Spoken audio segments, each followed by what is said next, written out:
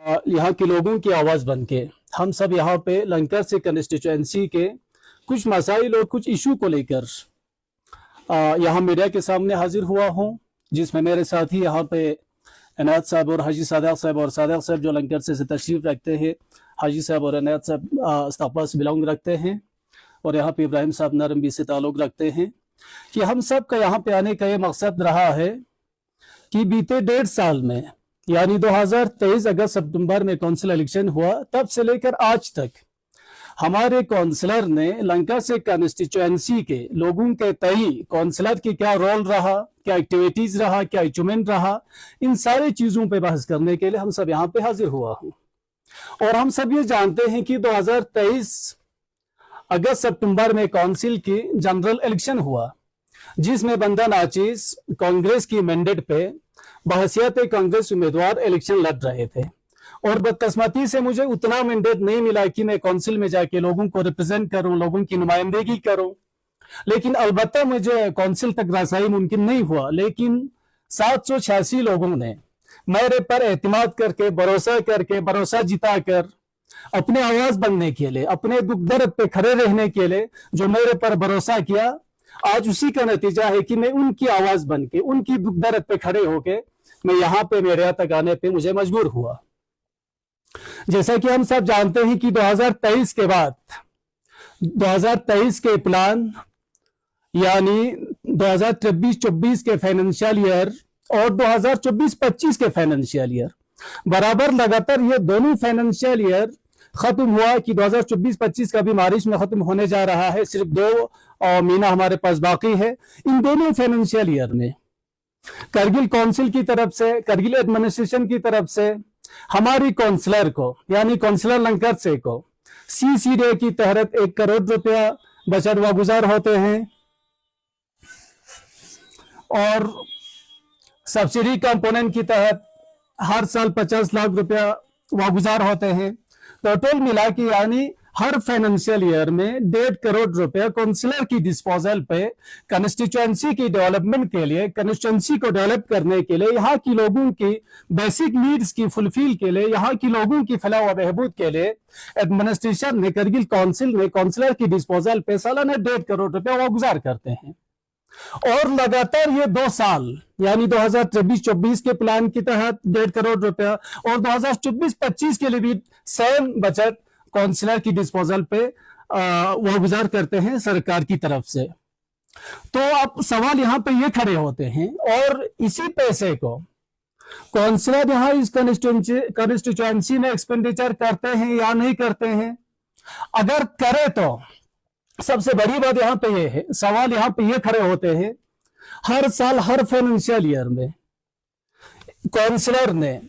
इसी कंस्टिट्यूएंसी में स्तापा, उम्बा और लंकर के नाम से CCDA के तहत 1 करोड़ रुपए खर्च करते हैं, और का सब्सिडी कंपोनेंट की तहत 50 लाख रुपए खर्च करते हैं, यानी साल में 1.5 करोड़ रुपया खर्च करते हैं पूरे कंस्टिट्यूएंसी में। दोनों साल में 3 करोड़ रुपए खर्च करते हैं, 3 करोड़ रुपए एक्सपेंडिचर हो जाते हैं। 3 करोड़ रुपए कोई मामूली रकम तो नहीं है, कोई छोटी रकम नहीं है। और ये 3 करोड़ रुपए इस कंस्टिट्यूएंसी ने खर्च करने के बावजूद लंकर से कंस्टिट्यूएंसी के आधे से ज्यादा आबादी को पता नहीं है कि इतना पैसा कहां पर खर्च हुआ, किस लिए खर्च हुआ, कैसे खर्च हुआ, किस पर्पस के लिए खर्च हुआ, और ये खर्च करने वाला, एग्जीक्यूट करने वाला एजेंसी कौन रहा होगा, इसके बारे में किसी को पता नहीं है। इसलिए आज मैं बहसियत अपोजिशन लीडर, मैं करगिल काउंसिल से, करगिल डिप्टी कमिश्नर साहब से, जो कि आप जनाब काउंसिल के CEO भी है, चीफ एग्जीक्यूटिव ऑफिसर भी है, आप जनाब से मैं पूरे हमारे पब्लिक की तरफ से, आप जनाबान से हमारे गुजारिश है कि हमें इस 2 फाइनेंशियल ईयर में, इस 2 साल में काउंसलर की तरफ से जो भी बचत यहाँ पे हमारे कंस्टिट्यूएंसी में यहाँ पे खर्च हुआ, एक्सपेंडिचर हुआ, हमारे पब्लिक उसका डिटेल चाहते हैं। कहां कहां पे खर्च हुआ, किस डिपार्टमेंट के थ्रू खर्च हुआ, किस पर्पस पे खर्च हुआ, और इसमें पब्लिक का कितना बेनिफिट रहा होगा, कम्युनिटी को कितना फायदा है,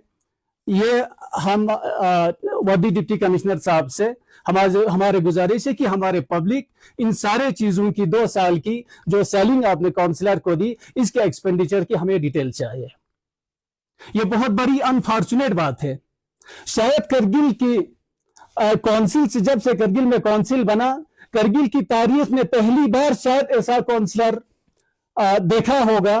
कि जिसने इलेक्शन के बाद, आज 1.5 साल निकल गए, 1.5 साल के बाद इलेक्शन जीतने के बाद आज तक तीनों गांवों में किसी भी मोहल्ले में किसी से भी मिलने की गवारा नहीं करते हैं और किसी से भी किसी भी एक्सपेंडिचर को लेकर 1 मिनट का भी मीटिंग इन्होंने शायद नहीं बुलाया होगा। यह करगिल की तारीख में पहली बार ऐसा हुआ होगा। बहुत बड़ी अफसोस की बात है। पब्लिक की नुमाइंदगी बनने के बाद, पब्लिक को रिप्रेजेंट करने के बजाय आज खुल्लम खुल्ला सिर्फ और सिर्फ स्पेसिफिक अपनी ही पार्टी को नुमाइंदगी कर रहे हैं। यह बहुत बड़ी अफसोस की बात है और सरकार से ये बात हम जनाब एलजी साहब से भी, ऑनरेबल एलजी साहब से भी हमारे गुजारिश है, क्योंकि अगर काउंसलर जीतने के बाद सिर्फ और सिर्फ अपनी ही पार्टी को अगर रिप्रेजेंट करना है तो सरकार से हमारे गुजारिश है कि मेहरबानी करके जितने भी अपोजिशन के लोग यहाँ पे रहते हैं, जितने भी अपोजिशन के वोटर्स यहाँ पे है, इनके लिए अलग से कोई काउंसलर आप लोग नॉमिनेट करें ताकि उसके थ्रू यहाँ की लोगों की डेवलपमेंट की काम जो है वो ले सके, यहाँ की लोगों की बेसिक नीड्स जो है वो फुलफिल कर सके, यहाँ की लोगों की जो मुश्किलात है उनकी आवाज पे कोई पहुंच सके। अगर काउंसलर का काम, चुने हुए नुमाइंदे का काम सिर्फ और सिर्फ अपने पार्टी तक महदूद रहना है तो मेहरबानी करके अपोजिशन के लिए कोई और एक नॉमिनेट काउंसलर यहाँ पे होना बहुत जरूरी है। ये मैं नहीं कहता हूँ, ये हमारे पब्लिक की आवाज है, क्योंकि 786 लोगों ने मुझे वोट देकर, मेरे हक में वोट देकर अपनी आवाज बनने के लिए मुझे चुना है। तो जब तक कि ये 5 साल नहीं गुजरती है तब तक मैं इनकी आवाज बन के रहूंगा। हर फिल्म में इनकी आवाज बन के मैं आगे आने के लिए तैयार हूं। यहाँ पे जो अभी मैंने बात बोला, सिर्फ और सिर्फ अपनी पार्टी को एतमाद में लेके काम करते हैं, उसकी मिसाल अगर हम आपको मीडिया के सामने लोगों के लिए अगर हम इसकी मिसाल रखें तो यहाँ पे अभी इसी 2 साल में जितने भी सब्सिडी कंपोनेंट के तहत उन्होंने जो भी इक्विपमेंट्स लोगों के लिए डिस्ट्रीब्यूट की, जो भी इक्विपमेंट्स लोगों के लिए उन्होंने खरीदी है, परचेस की है, उनकी डिस्ट्रीब्यूशन में सिर्फ और सिर्फ अपनी ही पार्टी के लोगों को तरजीह दी है। चाहे वो ये ग्रीन हाउस की प्लास्टिक बांध रहे थे या सेंटेक्स लेके दे रहे थे, इवन की सपोर्ट्स के लिए, सपोर्ट्स से रिलेटेड लोगों की जो जज्बात है उनके साथ खेलते हुए, जो जवानों की जज्बात है उनके साथ खेलते हुए, इवन की सपोर्ट्स की जो इक्विपमेंट्स होती है वो तक अपने ही खिलाड़ियों में, अपने ही जवानों में इन्होंने बांटे हैं। और कुछ सपोर्ट्स की जो आइस आइस हॉकी के शू जो होते हैं, वो कुछ शूज हमारे उम्बा में किसी के पास इन्होंने दिया था, सईद मास्टर उन्होंने उनके पास कुछ दिया था, वो सारे लोगों के ऊपर डिस्ट्रीब्यूट हुआ था। बाकी उसके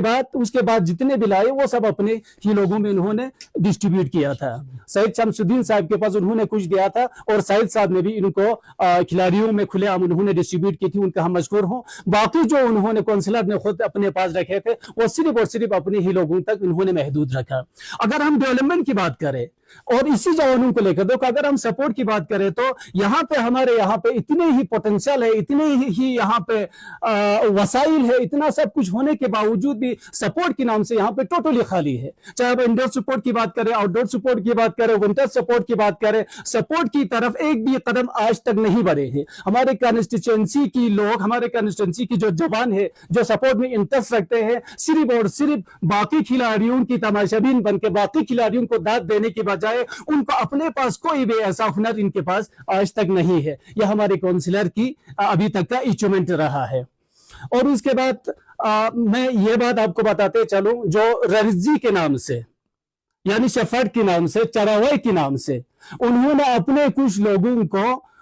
लंका से ही तकरीबन 5 नफर को उन्होंने शफर्ड बना के, रर्जी बना के सब्सिडी कंपोनेंट से उनकी खातों में पैसा जमा हुआ है। सब्सिडी कंपोनेंट पे कुछ लोगों को रर्जी बना के, रर्जी मतलब यहाँ पे यानी शफर्ड बना के और उनके नाम पे 45 हजार रुपया रजी बना के 5 नफर लंकर से 5 नफर के नाम पे उनके अकाउंट में पैसा डाल रखा है। जबकि है तो हालांकि सफा में भी है, उम्बा में भी है, और उम्बा में भी शायद यही पैसा लोगों को मिला है, सफा में भी यही पैसा लोगों को मिला है। लेकिन अनफॉर्चुनेट लंकर से में यह पैसा न पिछले साल लोगों को मिला था, ना इस साल लोगों को मिला है। मेरा मतलब ये नहीं है कि लोगों को मतलब पूरा लंकर से के सारे लोगों को मिलना चाहिए, कम से कम उन लोगों को तो मिलना चाहिए जिन्होंने भेड़ बकरियां पाल रखे हैं, जिन्होंने लाइव स्टॉक रखे, कम से कम उसूल के तहत भी जनधन भी है, कम से कम उन लोगों को तो मिलना चाहिए। सारे लोगों को देने की मैं भी बात नहीं करता हूं। और इस पैसे को लोगों से छुपा के काउंसलर के साथ मिली भगत करके इसको चोरी करने वाला यहाँ एरिया की जो डॉक्टर है, डॉक्टर मोहम्मद बाकर शायद उसका नाम है, इस चोरी में बराबर की वो डॉक्टर भी मुलव्वस है। हम सरकार से चाहते हैं, वर्दी डिप्टी कमिश्नर से चाहते हैं कि इस डॉक्टर के खिलाफ कड़ी से कड़ी कार्रवाई होना चाहिए, कड़ी से कड़ी इसको सजा देना चाहिए,